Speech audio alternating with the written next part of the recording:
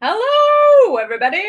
I'm back. I'm so excited. Today we have an awesome assessment for you to do. And this is Jennifer Hart. I'm the host. And if you don't know me, hello and welcome. Say hello, drop where you're from, what your name is, what brought you here, how did you find me? And if you're returning, thanks for coming back. I appreciate it. And I'm happy to see you again, although I can't see you, but I just like to do those air quotes all the time because I think it's really fun. And who am I? Well, I call myself a connector. I am, hi, Julie. Yay. Thanks for joining. I basically have been on my own spiritual path, a spiritual awakening, personal development journey, seeking change and growth in my life for about 12 years now. And what I found is that I really love to share information and be a resource for people. So what I do now is well, it's interesting. A little bit of throat chakra stuff coming up. I'll have to look into that. So, what I do now is I connect people, information, events, resources to the people that they need to guide and support them along the way. Because we're all on this journey, right? Some are just starting out. You might not even know what's going on, but you're like, I feel like I need some change and growth in my life. And some people we're a little bit more farther along, but we're all on the same path. So that is why I do my interviews, is to bring you information. If you ever have any suggestions or questions, please drop them in the chat. I would love to get your feedback and bring on people that can support what it is that you need support with. And today I'm super excited because we are going to be talking about how to find balance and harmony in your life the Indigenous way with my friend Sharon Whitefawn. She's lovely. Let me tell you a little bit about her. So, Sharon guides clients to achieve balance psychologically, physiologically, and spiritually. She teaches how to maintain harmony while navigating healing, personal growth, and self discovery. All my jam. She's earned an MA in counseling psychology, a BA in human development, and she's a certified mindfulness instructor, trauma informed yoga meditation teacher, ordained interfaith minister, as well as a fitness trainer. So she checks all the boxes of the circle the way I see it in my mind. She, having worked in the industries of academia, mental health, fitness, and spirituality, she brings 25 years plus of education and expertise to assist her clients. All programs are therapeutically synergistic and have proven to be effective in helping countless individuals transform their lives physically, mentally, emotionally, and spiritually. She also runs Whitefawn Wellness, offering private holistic counseling sessions and private and semi private retreats in Mariposa, California, which, if you don't know where that is, it's near Yosemite National Park. And I wanted to say that because I've actually been there and it's phenomenal. It is stunning. We did a little camp out and she has so much cool stuff. All right, without further ado, let me bring her on. Hello, lovely. How are you? I'm good. How are you? I'm good. I love that red wall, and I love it looks like a pink heart necklace. Yes, it is made by children who have cancer, and they did this as a fundraiser. And each of the beads is representative of different treatments. You know, like the white bead is bone marrow treatment, the red one is blood transfusions, and I know it has a lot of energy, right? Wow, that gave me chills when you were talking about Yeah, it. it's beautiful. It's beautiful, and then the meaning behind it and the cause behind it is even just makes it even more magnetic. So Exactly. Thanks. that's amazing. So I'm super excited because yesterday Sharon was at the Called to Connect event and she was our featured speaker and we did a little assessment. So I feel like we should start with that again because there's a lot of people that, didn't attend the event and that they might be watching this. But first, tell me a little bit about the background of the Indigenous medicine wheel. Okay, so I will tell you about that. And I liked what you said initially when you opened up, Jen, how we're all on this path, right? We're all on this path. We're all on a life path, whatever our life path is. So I'm just going to kind of show an image here of the medicine wheel. And if you ever see them out in the world, they're a little more elaborate. The ones made by Indigenous people, a lot of times they're they have feathers hanging and, like a dream catcher, but only with, vertical and horizontal line. But anyway, the wheel represents everything in your life, everything on your journey, everything on your path goes around the wheel. Everything you've ever done. Let's begin with today. The sun rose in the east, right? It's the beginning of a new day. The sun will travel through the south, through the hottest part of the day. A lot of vibrant energy happens. And then the sun travels to the west. It comes up and the sun sets. That's the part of our day or in our lives that's for forgiveness. So we have the beginning of our day. We have the beginning of our life. We have the next phase of our day, the afternoon, and then metaphorically the afternoon of our life with all that vibrancy and hotness and energy, right? And then in the west we have darkness. The sun sets in the west. In the night we go to sleep. In the Indian way, the west is a lot about forgiveness and letting go of everything that happened through the day, right? Not going to sleep with that stuff in our heads, that anger, that frustration, that stress, whatever it is. And then in the north, this is the quiet time. This is the place of the creator, or whatever you call it with your custom or your tradition. But we would say the creator is in the northern, and this is the white light. This is the healing. This is the process of the transition from the west to the east. So we go through this quiet time, the stillness. So all of these are important. Beginning something new, having a lot of energy and vitality around it, and then it processes into darkness. It changes. And then into this transitional period. This is about transition. This happens to us every day in our lives. This happens to us throughout our whole entire life. You were born in the East. As you grow, you're in the Southern adult section. In the West, you're the elder. And in the North, you're dead. You're dead. You're crossing over into whatever the next realm is, however your tradition says that. So we're always reminded by the medicine wheel that everything goes around the wheel. Every problem you have goes around the wheel. Every struggle you have goes around the wheel. Every celebration you have goes around the wheel. It's going to have a beginning, it's going to have a middle, and it's going to have an end.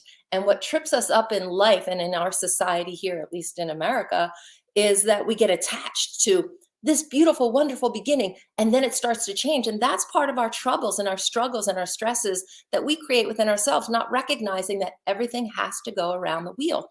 I find it very liberating knowing that everything is going around the wheel. And, people say, oh man, that wonderful time ended and now I'm sad. I go into a wonderful time knowing that it's going to have some vibrancy and then it's going to end, and then there'll be a transition into the next wonderful thing, and same with a struggle. So we have a struggle, we have a challenge. It began, in the East, it could begin anywhere, in our hearts, in our minds, in our relationship, and our relationships go around the wheel. So it's just such a great model to remember that everything goes around the wheel. You have a struggle, a lot of people get attached to their struggles, and then they wind up, suffering some type of a, depressive mental health issue, and then they just fall into this depression because things aren't happy and wonderful like how it first started in the beginning of the day. And so they attach themselves to that and not recognizing, no, everything is going to, everything, every problem and every joy, every relationship goes around the wheel. It evolves, transition, change, growth. And so when the medicine wheel is just an amazing tool to remind ourselves when we're struggling with something, I can say to myself, when I'm struggling with something, I can say to myself, hey, where am I around the wheel right now? Like, okay, this thing began, it was wonderful, it had its heyday, and now it's time for it to be done, to be settled.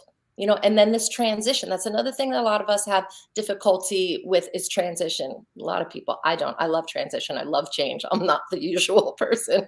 I think because I prescribe to this so much, I'm like, what's coming next, And good that I can let go of that thing. Good that I can have forgiveness. Good that I can put down my weapons, so to speak. Here's your air quotes, Jen. Put down my weapons. You know what I mean? The weapons that we armor ourselves with, this persona or this ego, or like, I'm the kind of girl who, don't get in my face, or I'll get in your face right back. well, okay, that might work for a little while, but you might have to put that to rest at some point and go through a transition where you can have a new beginning to be not that kind of person that gets in your face just because somebody got in your face, right? I can say, Yeah. oh, I notice this person is struggling and I can step away.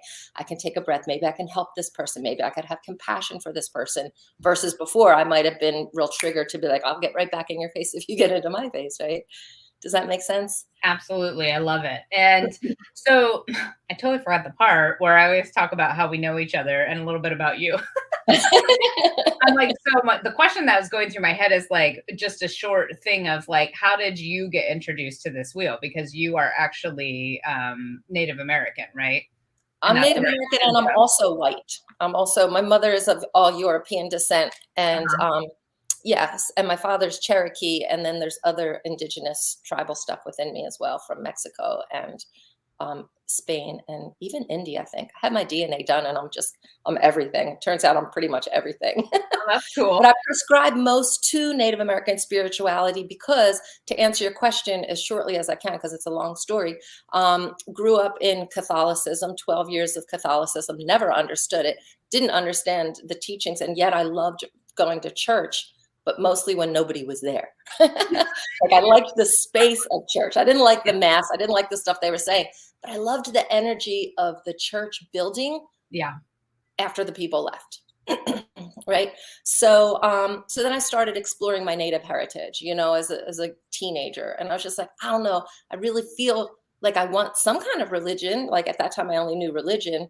And this was, let's see, we're talking about the 70s now.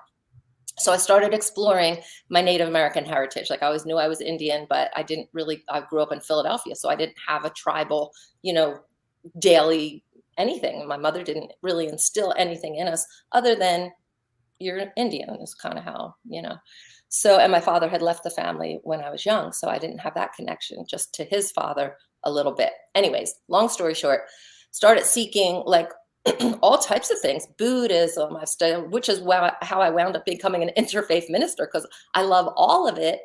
But when I started to learn more about spirituality from the Native perspective, I was just like, oh, duh, that makes perfect sense to me. Oh, God, why didn't they tell me this when I was 5? Like, it just made such perfect sense. It resonated with every part of my being. And it helped me to heal as a very young adult from, trauma sometimes leads to addiction and that type of thing. And I was having some struggles with being addicted to alcohol and drugs. And as a teenager in high school. And then when I started learning this stuff, I was just like, oh, that makes sense that I'm seeking a substance because I have this trauma, this childhood issue that I never addressed, started addressing that, using a lot of these tools, realizing, oh, it has a beginning, a middle, and an end. Like instead of being attached to my daddy's not here and he doesn't love me. You know what I mean? I'm like, nah, that relationship ended. It's on to new ones, right? So I can accept things so much more easily. So that's sort of what started the ball rolling. And then I just delved, like you said, we're always seekers, we're always learners. We're always both teachers and learners at all. And hopefully every stage to the minute I die, I want that to be an elder now in the Indian way. I would be considered an elder. But I pray it never stops my personal growth. So that's kind of how I got into it. I love that. Yes, it's perfect. And I thought that was an important piece. When I'm on here, just things come through, like ask her this. So I'm like, okay, then. Cool. And what I love is I'm a lifelong learner too. And how we actually met is because we were cabin mates.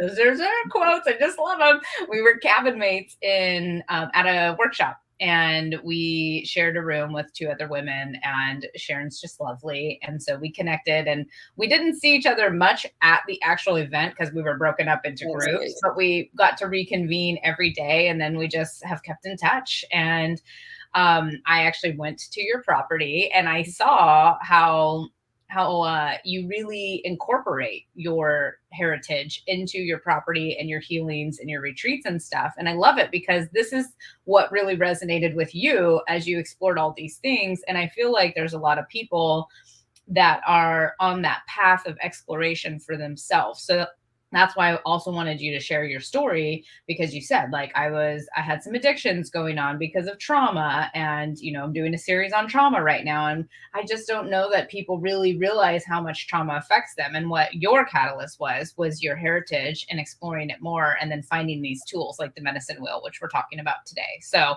yeah, I had to backtrack a little bit. And now, where do you want to go next with it? Should we do the self-assessment? Do you want to give any more background info? Like, what do you think is the best thing for people I to want to give a little more background info, and I know we should have done the screen share thing, but I want you to see, just look in the yellow part here in the east, the beginning, Okay. right? Fire is the element. Tobacco is sacred in our culture. We're not talking about smoking cigarettes. We're talking about offerings to the planet, to the earth, or for whatever. Springtime is the season associated with the east. Our mental health is associated with the east. And like I was saying, we enter the world, as a baby, as a child. Like, this is our life cycle as well. This is the development of our life. So that's the east. And then in the south, you'll see that earth is the element, and sweetgrass is the medicine, and summer is the season, and our physical health is the dimension of our human, right? We're multidimensional beings. So that's one of the four main dimensions, our physical health. And then youth and adolescence is, you think about kids, youth, adolescence, right? Those people are fiery. They got a lot of energy, right? So they're down there in the south. And then in the west, we have water as the element, sage as the medicine. Autumn is the season. Think about elders, right? Adulthood, more so. And our emotional health is in the west. So, the medicine wheel also takes all of these different aspects of life and segments it out, even though they're interrelated. Those white lines in between each of those segments is transition. We transition from one to the next, right? Yeah. Some people get attached to their youth, like, I don't want to get old. But if you recognize through the wheel, it's just part of the process, and why not embrace it? And there's that transition from, when I was in my 30s, 40s until I got to 50s. I'm turning 60 this year. Can you believe it? No. I know, it's crazy, right? So like, I'm legit an elder, and sometimes like, I should get more skin cream or get a facelift. I'm like, no, you're an elder. You're supposed to look old. Which is funny because you don't look old at all. Well, thank you. And then we transition to the north, and the element is air, and the medicine is cedar, and the season is winter. And that's the other thing I want to talk about. Okay, well, before I go, spiritual health is the element, or the aspect of ourself, that dimension. Elderhood and grandparents. I'm a grandparent. I have 7 grandchildren. And that's a very important role. So in the Indian way, we also look back and reach back to these. So once you're an elder, you're also helping these generations coming up, the ones coming up behind you. So, but when you look at the seasons, spring, summer, autumn, and winter, a lot of people have difficulty. They say, oh, I have seasonal depressive disorder because in the winter, I don't feel like doing anything. Girl, in the winter, you're not supposed to feel like doing anything. Winter is about slowing down, not doing so much. It's about being dormant, and it's a very spiritual time. Every season has a spiritual lesson. Spring is when we plant seeds. Of course, obviously in the garden, we plant seeds, but consciously, internally, what do you want to bring into fruition for your future seasons in your life? And they're not going to align necessarily with the actual seasons, but just know that in November, I decided that I was going to start this project. So that was the springtime of that project, even though it was in November, which was autumn, right? So the springtime of the project, and it has gone around, and now it's kind of in its, I'm going to say it's maybe heading towards its autumn season, but here we are in spring, right? Almost summer. So don't think of things having to be boxed in. That's the other thing that our culture wants us to box things in, process, change, growth. It could take a year, it could take 5 years, it could take 5 days, depending on what it is we're working on and how quickly we process through it. Just remembering that everything is a process. Everything changes all the time. Everything is going to have a beginning, it's going to have a middle, and it's going to die.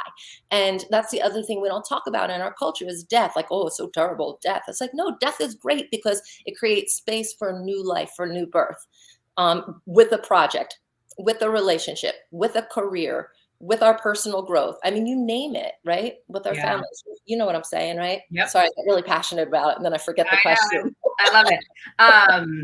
Yeah, so I just said before we talk about that, was there anything else you want to say? And we read out loud, and the vision actually, to me at least, looked very good. So it's very clear, that printout when you had it up. Like, I think people will be able to see it, although we didn't screen share, but it's still very clear. And I just love the whole premise of the wheel in general. So how do you use that to identify imbalances in your life?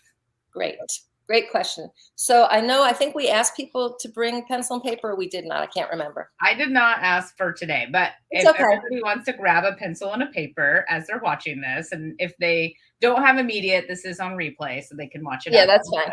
And so this is an assessment that I developed for this practice. So just draw a circle, and you see how we have a vertical line and a horizontal line. So, or even if you don't draw it, just image it in your brain and connect, each quadrant to either your mental health, your physical health, your emotional health, and your spiritual health. So you're going to have 4 quadrants. Even if you don't have it on paper, you're going to have it in your mind. I'm going to do this. I didn't get to do it yesterday, so I'm doing it today. Cool. Yeah. And so you are going to, and you don't have to share this with anybody. Like, I want you to know how personal and how private this is for you. And this is a practice that can be done. I like to do it about once a month, maybe every 6 weeks, because sometimes when I'm making change, like all of us, doesn't happen like this, right? So there's time to work with what it is that you're trying to change, right? And then you can reflect back, like, did I change it? Did I go higher up on my score, or did I go down on my score? Not to judge ourselves about it, but to have a point of reference in a very compassionate and aware way that we can say, oh, okay, now I can move forward in this. I'm seeing that I have resistance. Well, let me work through that. It just gives us a better insight into where we are and on the wheel. What were the 4 quadrants again? Physical, mental, mental, emotional, and spiritual. Okay, so we're drawing a circle with 4 quadrants. This is scratch paper, so you can totally see through it. And then it's spiritual, emotional, physical, and mental. Okay. Right.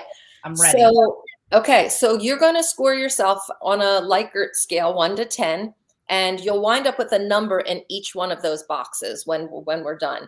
1, if you score yourself a 1, that means you're very dissatisfied in this aspect of your life right now, today, within the past, we'll say week-ish, right? So lately, let's just say lately, how have you been? And if you're dissatisfied lately, you would score yourself a 1. If you're really satisfied, saying, yeah, man, I'm giving it my all and it's going great and I'm really enjoying this, that means that you're giving a lot of energy and nurturing to that area, and that's wonderful. It's hard to give nurturing to all 4 areas all the time, which is why I developed all these life hacks to make it way easier and simple, not complicated. So we'll get into those later. So number 1, completely dissatisfied. You haven't been nurturing that aspect of yourself, and don't start scoring yourself yet. I just want to go over that, right?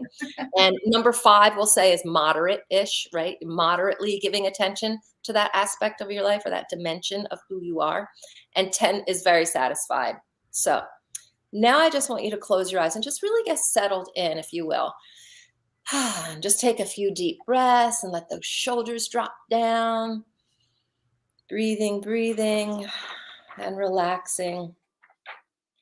And then just bring your awareness to your physical self, which of course means your body. It also, however, means the food that you've been eating lately, the beverages that you've been drinking, too much water, not enough water, too much alcohol, too much sugary sodas and stuff like that. Whatever. What have you been eating? More healthy foods that are giving you vitality, or more sugary, heavy fat foods that are drawing you down, whatever. Your financial system, also your financial wellness, also comes into physical. So that's tangible, right? Your finances, your bank accounts, your living situation, where you're living, how much are you putting nurturing energy into that dimension of your physical part of the wheel, right? So really zero in, take a breath, assess that. Your physical is not just your health of your body, but the health of your space, the health of your finances, things that support your physicality. And this is to be done with gentleness, with self-love and self-compassion. It's just an assessment. It's not a judgment tool. And then if you were to score yourself, 1 being dissatisfied with this area, 10 being super satisfied with this area, what number might you give for your physical dimension? And you can just take a second to write that number down in that little area of your wheel. Excuse me. And just take a deep breath and relax. And everything is flowing and in transition. So we're going to transition from the physical to the mental, to your mind, not so much your emotions. That's separate from your thoughts.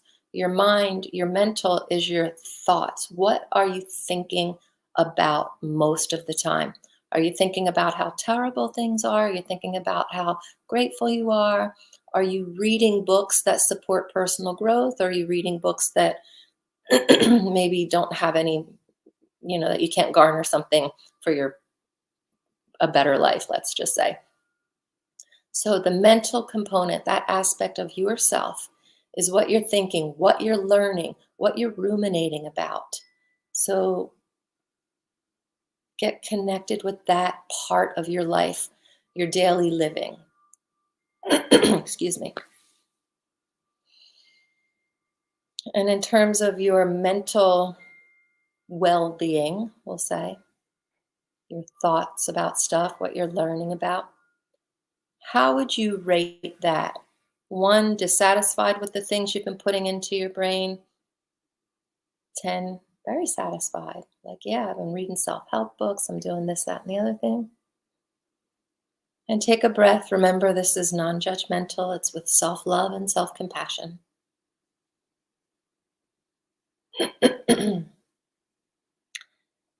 Yeah, my throat chakra. And then just put a number down in that area and breathe. And we're going to transition now into your emotional health, your emotional well-being. Have you been very grounded emotionally lately? Or have you been super stressed out and just like flying off the handle, maybe being more reactive in life versus more responsive to things that happen? So check in with your emotionality. How have you been relating to others in a more grounded, loving way, or just, like I said, off the ungrounded, we'll say. And just breathe and relax and be honest with yourself. You don't have to share this with anybody. Being as objective as you can. Breathing, writing down whatever number feels right for you. And number 1 being dissatisfied with how your emotionality has been lately. And 10, no, I've been really aware of my emotions and I've been responding appropriately in situations and not reacting just because of a trigger came up. I can identify and respond. So, and then take a few breaths while we transition into your spiritual well-being. What have you been doing for yourself spiritually? However you define spiritual, whether it's religion or not religion, whether it's nature or not nature. What is it that is spiritual for you? What lifts you up? What makes you feel connected to something bigger than yourself? However you express that in your culture and your tradition, or maybe you just made up a thing. You're like, you know what? I feel really spiritually connected when I'm singing. That type of thing. Singing can be spiritual. Art can be spiritual. It's really so personal. And if you don't have a spiritual practice, I say explore with all kinds of things until you find something that resonates with you, which is kind of how I came to my native heritage and the medicine wheel specifically. So exploring, experimenting, having fun with it. There's so many ways to express ourselves spiritually, but sometimes life gets in the way and we don't do that. So you might score yourself a number 1, being somewhat, or 2 or 5 or 7, obviously there's other numbers. And breathe.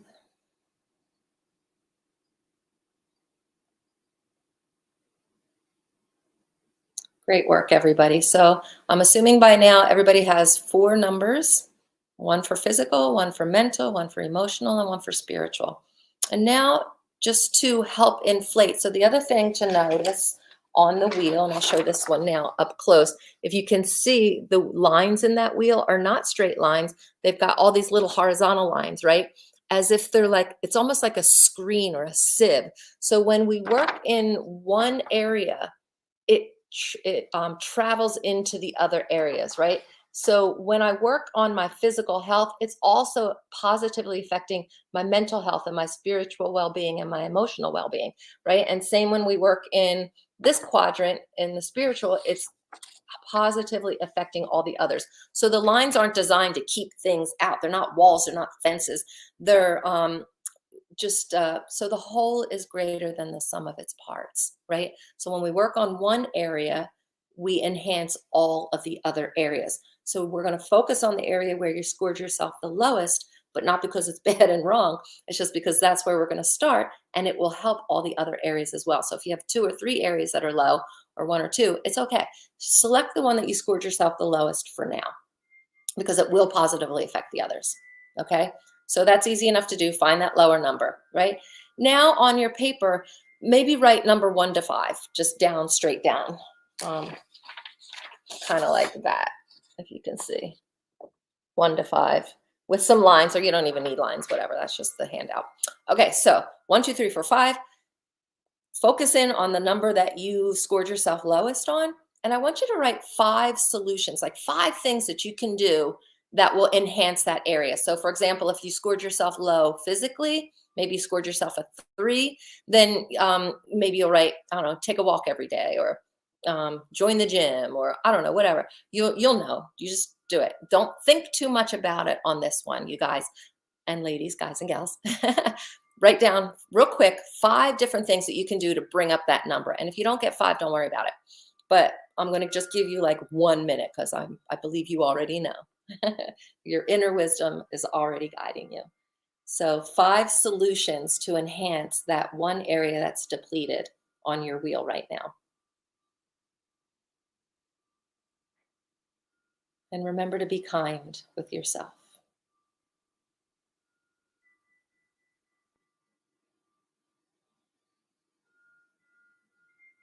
So you're just listing out 5 possible solutions.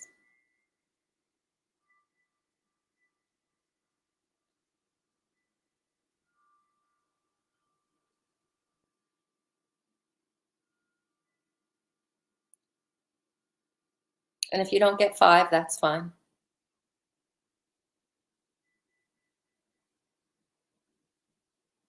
A minute can seem really long, huh? Jen, were you able to get 5?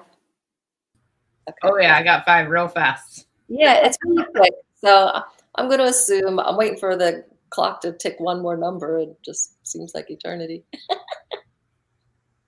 Yeah, for mine, the numbers came really fast. So while we're waiting for people to finish up, like the way that it works for me when I'm tapping into like just my subconscious or higher self, when I'm asked a question, I hear an answer. And so when you would say, what's the number? Instead of like logically thinking about it, I just wrote down whatever number it was. So I actually scored a 1 in the physical. I'm happy to share.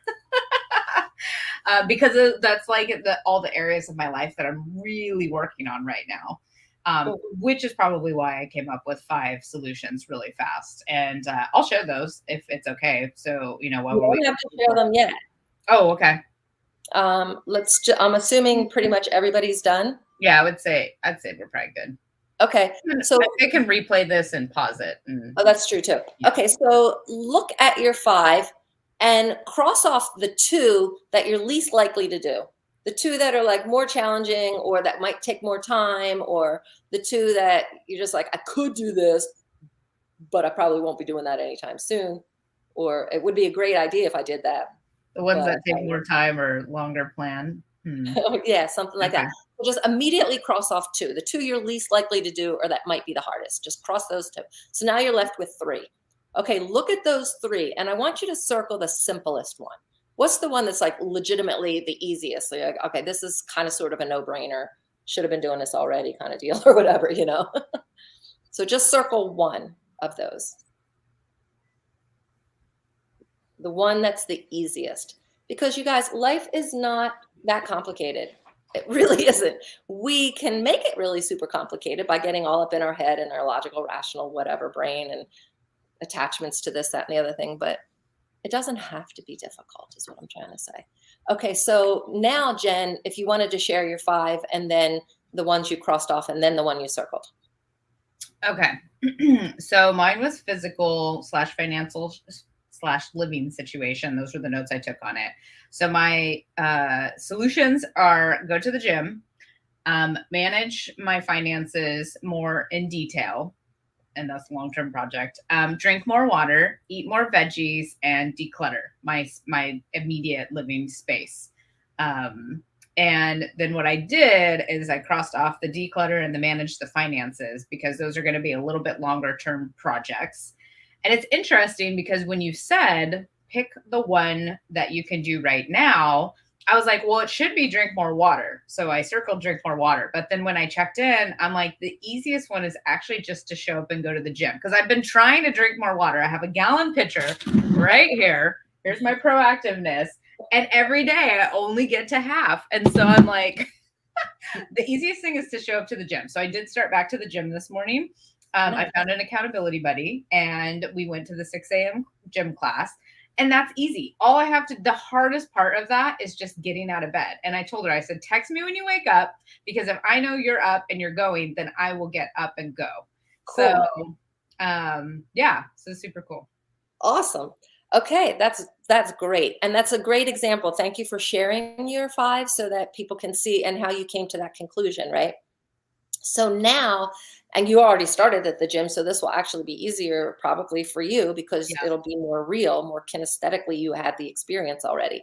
So what I want to do now is lead everybody through a meditation that hits on all the levels, like physically, mentally, kinesthetically, audibly, visually, all these ways, right? So for everybody who by now we have one thing circled that we decided we're going to do. Like, this would be good. It would be easy. So close your eyes, and whatever it is that you circled on your paper, I want you to visualize yourself doing that. Just take a nice deep breath in, settle in wherever you are, let your body get comfortable, breathe, breathe, breathe, let your belly soften. And I want you to picture in your mind yourself doing that thing that you circled on your paper. Just really imagine, what does that look like? Really use your eyes, your vision for that.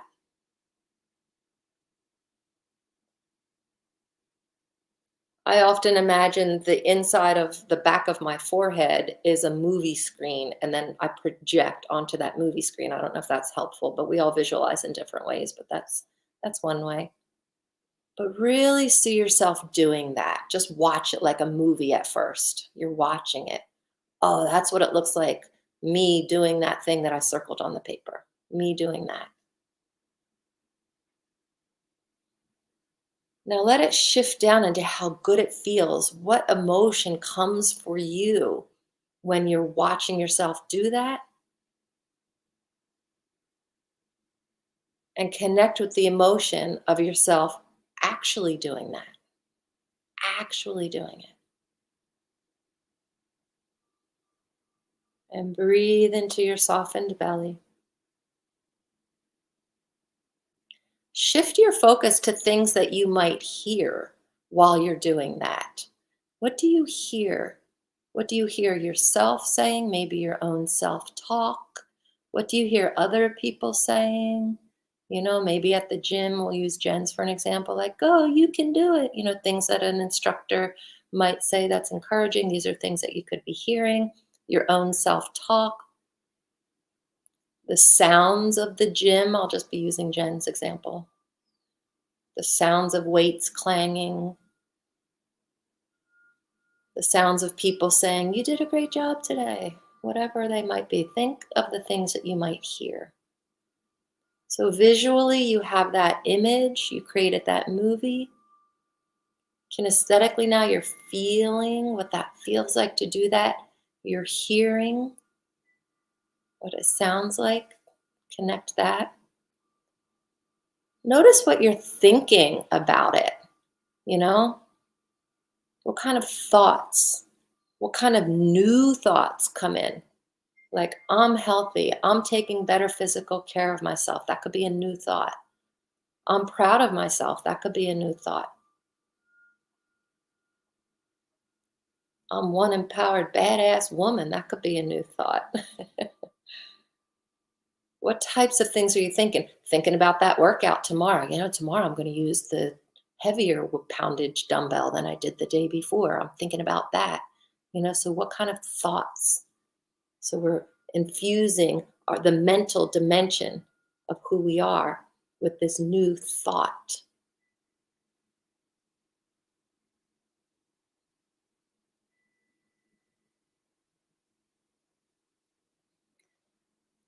And if you can connect this thing that you circled on the paper with some form of a spiritual experience or growth or connection to something spiritual, so be it. So explore that for yourself as well. I find working out to be very spiritual. I do affirmations as I do my bicep curls and things like this. I am grateful. And when I'm working certain muscle groups, I'll add positive affirmation to those things. So that's a way that you can make working out spiritual. We'll get into that later with the life hacks. But just breathe, and I want you to go back to visualizing, and now we're going to bring it all together. So while you're visualizing, you're also feeling what that feels like. You're also hearing, whether it's your self-talk or whatever those sounds were, bring that hearing into it. What were you thinking? I forgot words. What do you speak? What are the things that you're saying out loud to yourself or to other people now that you're doing this thing that you've circled on your paper? Do you speak differently? Do you use different terminology?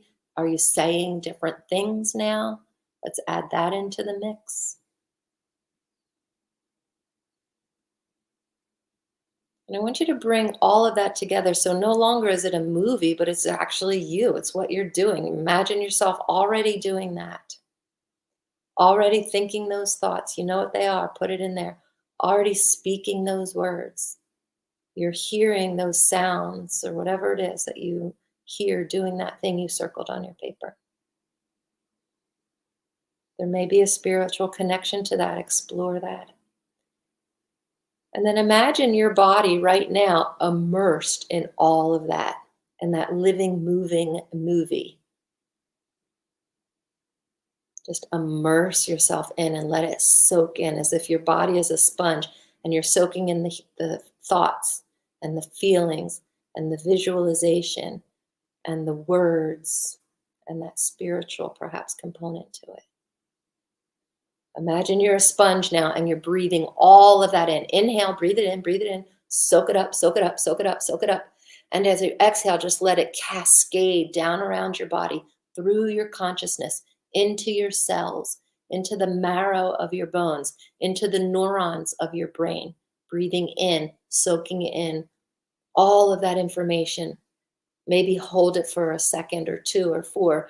And when you breathe out, it's just cascading into your auric field, into the space around you, into your body, into your bones, into your blood, into your mind. Breathing it in and breathing it out. That visualization, those sounds, those words, those thoughts, that spirituality connected to it. Just keep on breathing it in. Keep on breathing it out. Soften your body. Any resistance you might notice, any tightness in your body, notice it. Maybe it's just a little bit of resistance. And you can say, you know what, you can head to the west, a little bit of resistance. You can go into that space of transition, moving away.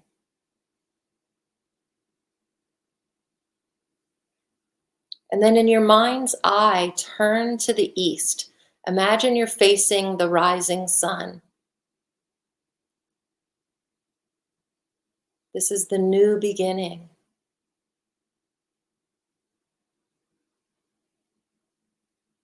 Become very intentional here. Let your meditation turn into an intention of this new beginning, of what you just visualized, what you just soaked in, what you just created. You created a baby, so to speak, a new, giving birth to something new, a new practice, a new activity, a new routine. It's wonderful. Let that sun shine, that rising sun, that new beginning sun, let it rise and shine onto you, in through you.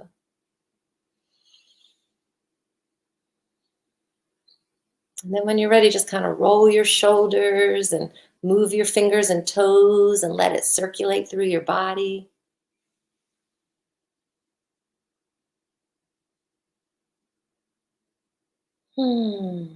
Rub your palms together, tap your feet a little, get grounded. And let's all take a deep cleansing breath together. Breathe in and exhale. Very nice.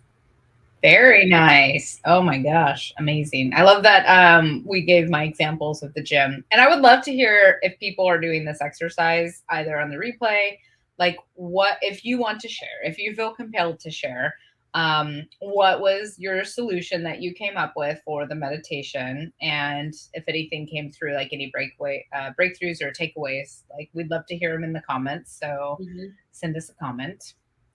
For sure. And then, oh, go ahead, Jen. I'm sorry. Oh, no, I was done. Oh, okay. I was going to say we could still use yours more so, because then the next part is about these life hacks. And this is where sharing can be helpful, but I also respect people's privacy and that things are very personal. So since you're willing to share, we could use that. I gave this example yesterday of brushing teeth, but also you mentioned water. I'm going to go grab my water bottle real quick. I got mine.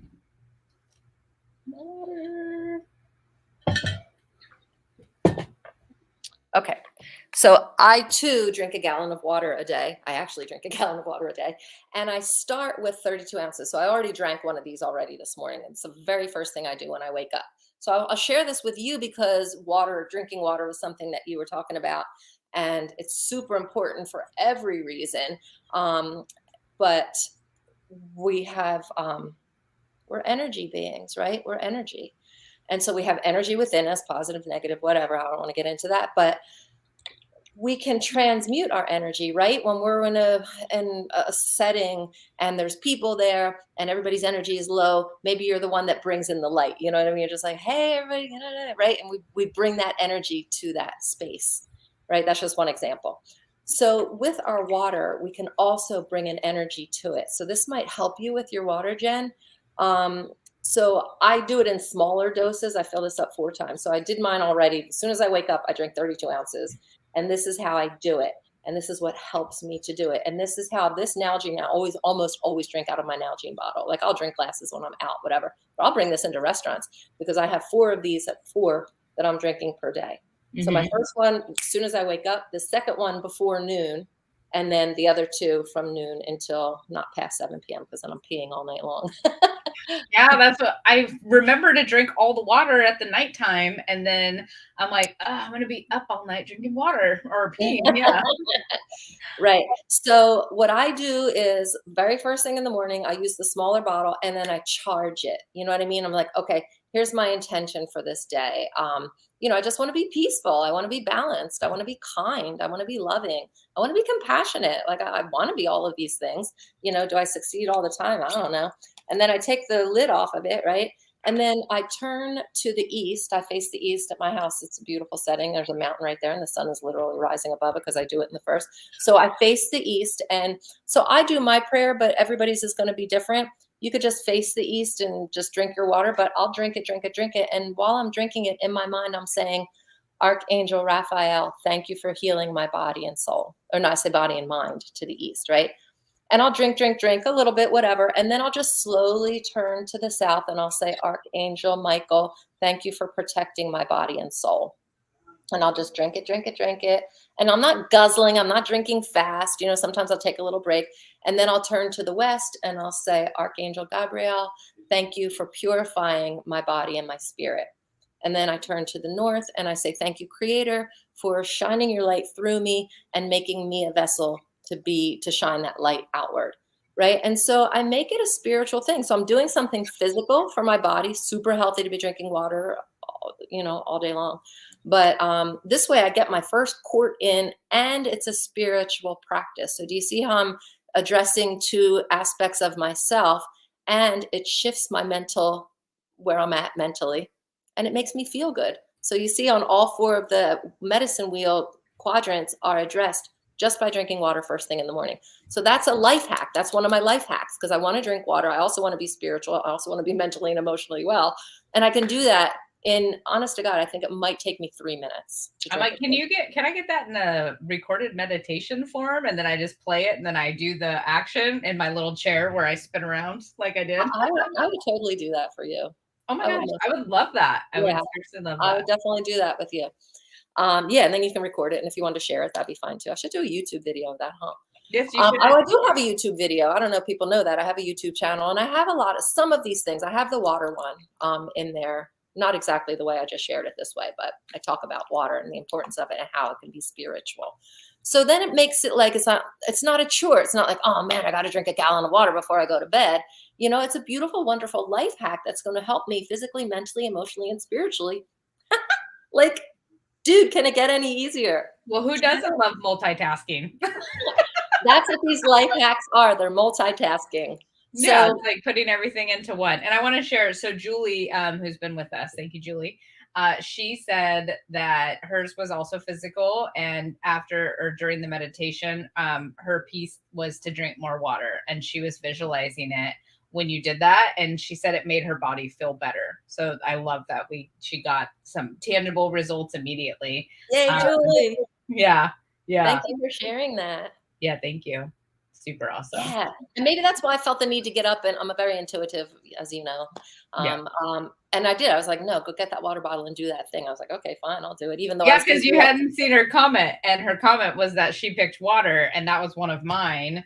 And so I just love that. I did do it. I drank almost my whole. I just used this, and then I refill this up with the thing. So I almost drank my whole thing as you did it.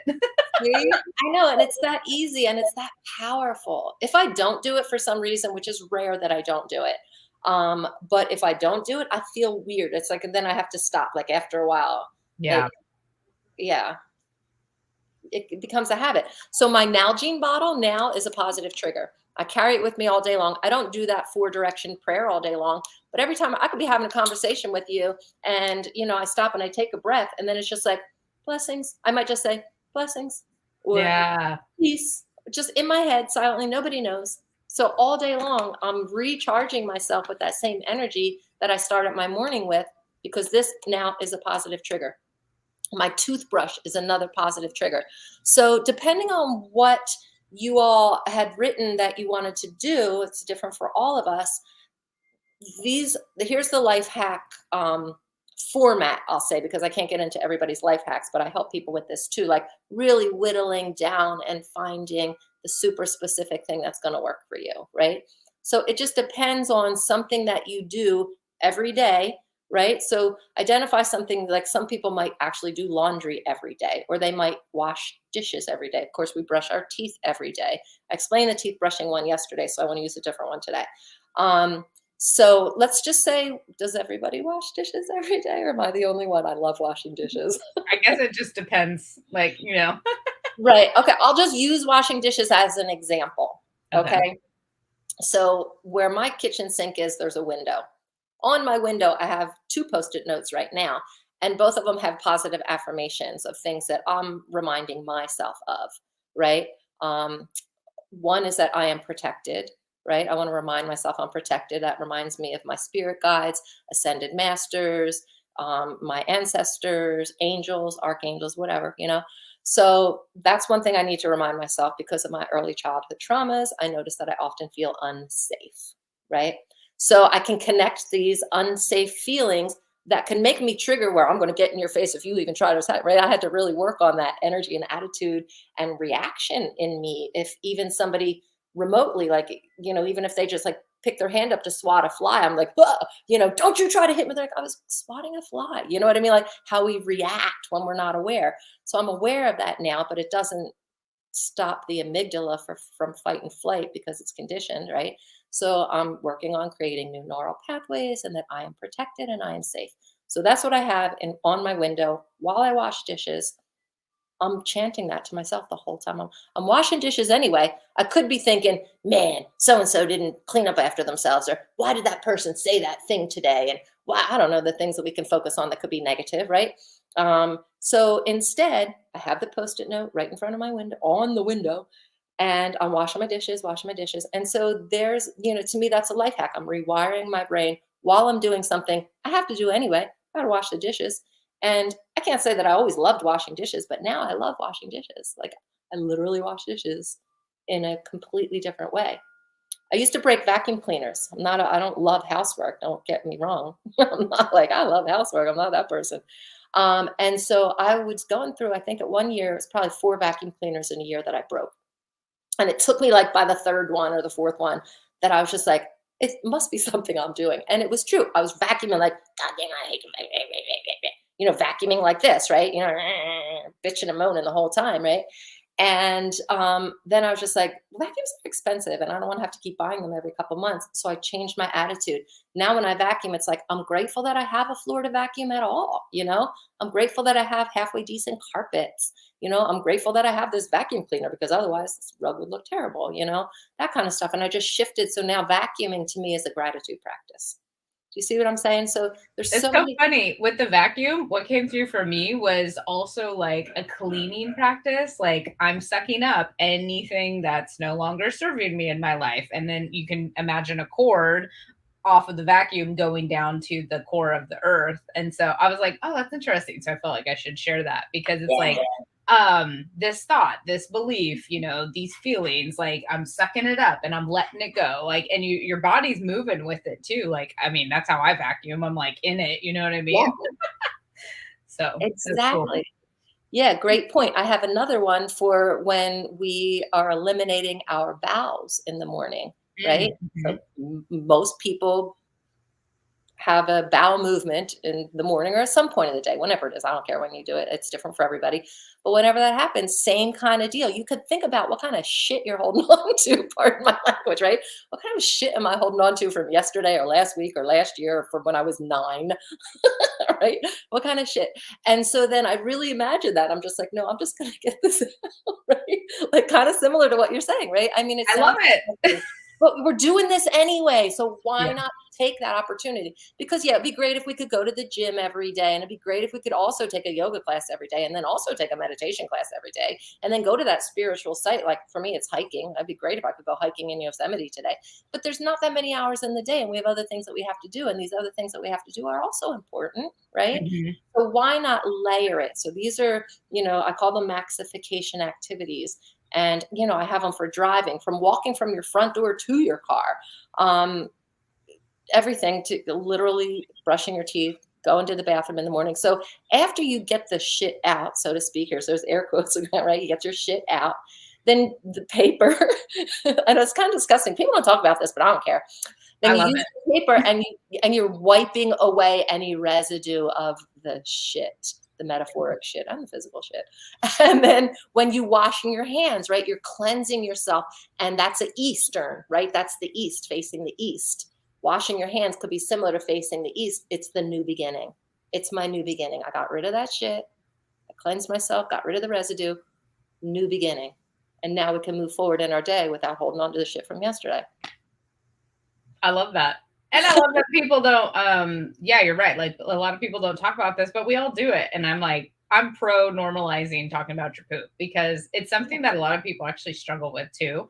So maybe like, and it's very that I know that to be tied to emotion. So it's like if you could start linking the emotions that you might be feeling or that are coming up with the release, then like you're naturally doing something. And intention is so important. Like it keeps coming back to me from everything I attend, all the healers I work with, all the coaches. It's like everything is intention. And that's what you're doing. You're putting intention into everything you're doing. And with intention, that's how we create and can release or create and manifest. So, or create and be, I want to be more, feel more safe. So I Right. love it. Yeah. Exactly. Yeah. And with that protection affirmation, I picture all my ancestors and spirit guides around me, and then I'm bringing to mind all the times that I was safe. Look, I'm still alive. Clearly, I'm protected. Yeah. Yeah. Right. Right. What more evidence do I need? I'm still alive. I have 3 siblings. I can't say that from, did not survive the effects of our childhood. Wow. But I did. I'm here. I'm here for a reason, and that's why I feel really um, intentional to really want to help people, because there's a lot of unnecessary suffering, and we do it in our house. Yes, the bad things happened. Yes, okay, we can't undo those, but we can undo our mind constraint around it. Like, we legitimately can. The brain is designed to do that. It's Yeah. actually designed to be rewired, so we don't have to live from the reactions of our traumas, and we can. And so I'm alive, I'm an elder, I'm turning back around the wheel, helping the generations who are coming forward. And that's why I really appreciate that you asked me to do this, Jen, because I know it's my calling to help people. Oh, and I love that. And I love you, and I love everything you have to share, and just all of your wisdom, and just the energy that you give out is so beautiful. It's grounding, it's inviting, it's loving, it's wisdom also. So I got to experience, your place, your actual facility, which is your house, and everything you've created around it, which I'm sure you've done so much more since then. And all of the amazing tools that you have. We did the sound bath while we were there, and that was phenomenal. And then you taught me some aerial yoga poses. Not sure that's my thing. I'm like the head brushes. I don't know that I like it, but I got to do it, and it was cool. And I think right now would be the perfect time, because you just, you opened your heart, and you're like, this is why I do what I do. So how do you help people if someone was watching this and was like, oh, I love her and I feel really connected to her, like maybe I want to work with her? Like, what kind of offerings do you have currently? Well, I do, therapeutic, holistic counseling, coaching, and you can go on my website, which is whitefawnwellness.com. And you'll see that. You'll also, if you go on my website, whitefawnwellness.com, you'll see I also have YouTube channels. So that's like tons of free resources.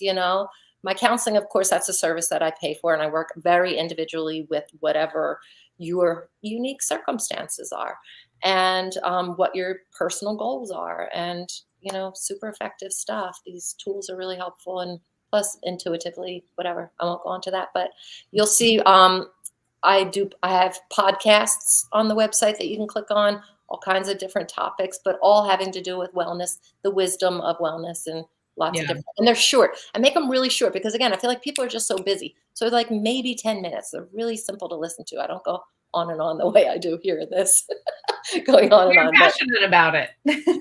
For sure. So sometimes it's hard to condense it in. But anyway, so YouTube's, my podcast, there's some blogs in there too that I've written, and but services one-on-one, and they can obviously be done virtually. And also, if you live in the Mariposa area, and then I also do private and semi-private retreats. I don't do big giant retreats because I'm always looking to individualize everything. So for, to make it more realistic, but sometimes, families will come, mothers and daughters will come, or friends will come, or spouses, partners will come. So, and then it's enhancing something very specific. So I really do try to work more individually and Yeah. not so globally. Do you have like a specific date set up for any retreats coming up that you have openings, or do people just contact you and then you set something up We for just them? contact and schedule. Same with, private sessions. You contact me, we schedule them. And If someone wanted to do a group retreat, what's the maximum number of people that you are hosting currently? I would say really 6, unless they want to camp out, then we can go up to like 8 or 10. I know you got the outdoor shower, huh? Got the outdoor shower, and now I have an outdoor bathtub. And yeah.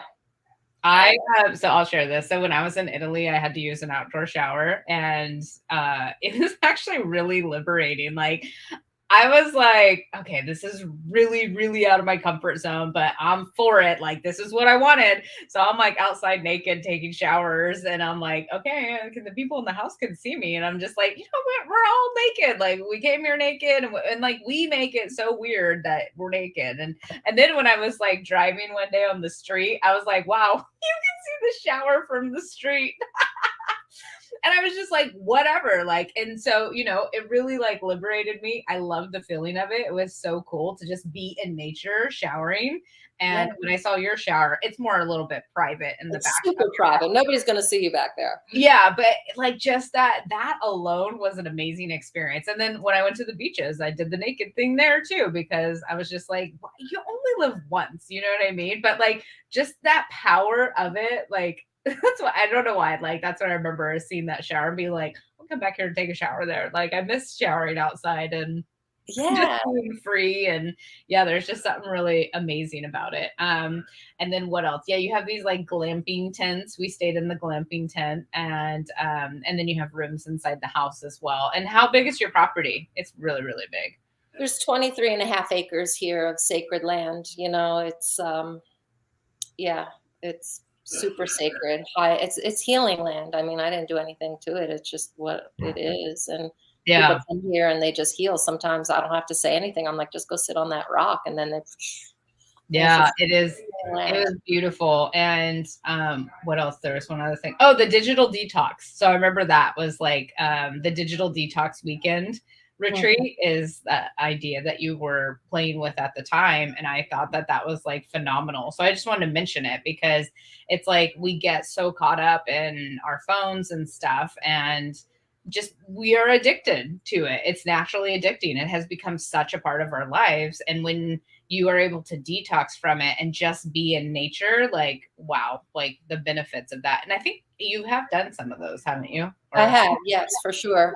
And yeah. also forest bathing. And they say a lot of people suffer from nature deficit disorder, Yeah. right? And that's a lot of what this internal struggle is, because by nature, we want to be naked. We want to be out, I mean, just as a human, right? Being naked is very liberating. I'm not saying you're going to come here and be naked unless you want to. I don't care. But don't misconstrue my words about that. But just that liberation, you know, like uncumbering ourselves from technology. And yes, I've done a few of those. Yeah. And, you know, we have some emergency parameters around that for people who are worried if their family can't get in touch with them and something should happen. All of that is well taken care of. And so it's safe to turn off your electronics. Yeah. And so, yeah, and then you disconnect in order to reconnect I with your love it. soul, with the earth, with the natural world. I love that. Okay, so just to recap, so you have counseling services available online, and you do things at in person if people are in the Mariposa area, and then you have the retreats, which are very. I know that those are customized, and it's about 6 people. So if people are watching this, they're like, "Oh, I want to take my family or get my work peeps together and go do a disconnected, nice reconnection retreat," then I highly recommend it. I was actually there, so I can speak from personal experience. And actually, I remember I have a picture in this shirt. I didn't even wear this on purpose, but I wore this while I was there and we took some You have pictures. a great memory. Yeah. Well, when I take pictures, I remember things. Oh, yeah. And we did it with the brick from when we went to the camp together. And you had the brick. I have the brick. Yep. And so I have the the only brick. people that went to the camp are going to get the brick reference. But so very I'll have cool. The trophy, not the brick, the trophy. The trophy. There's my air quotes again. So if people go to whitefawnwellness.com, are they able to contact you from there? Because I just said I didn't want to put your email or your phone number on the thing because people be spamming. Like I just get random emails all the time. So I'm like, no, message me and I'll get you in contact with Sharon. Or if they go to your website, can they? Yeah, everything's there. Perfect. Okay. My website, my phone number. Awesome. If anyone has any questions, drop them in the chat and we will get you an answer. And if you have any interest in Sharon's services, you can go to her website or message me and I'll get you connected to her. She is super amazing. And thank you so much for all of the information today and all of the assessment. I got my one thing. I'm super excited and I already feel really good about it. I mean, it was like synchronistic. That I went to the gym this morning and then that's the one thing that I picked because I was like, that's actually the easiest thing, even easier than drinking the water, but I like the ritual. So I'm going to incorporate that as well. Cool. Awesome. Cool. Thank you so much. Thank you very much. Thank you, everybody. Have a blessed day. Have an amazing day.